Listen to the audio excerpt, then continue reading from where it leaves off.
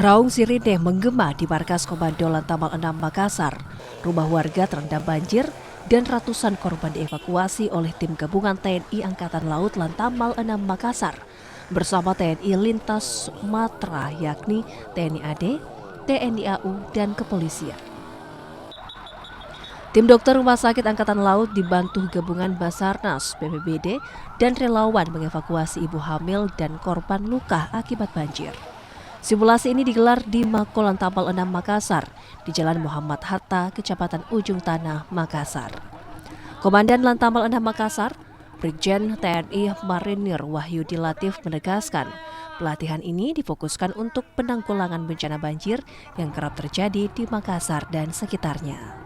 Untuk kesiapan personil, kita sudah melaksanakan pelatihan tadi untuk kesiapan baik dari pihak TNI, TNI AL, dan juga dari BPBD, kemudian SAR, semuanya damkar, boleh katakan kesiapan sudah 100%. Tinggal nanti melihat perkembangan situasi di lapangan apabila bencana itu terjadi. Mungkin Pak, harapannya untuk kedepannya seperti apa, Pak?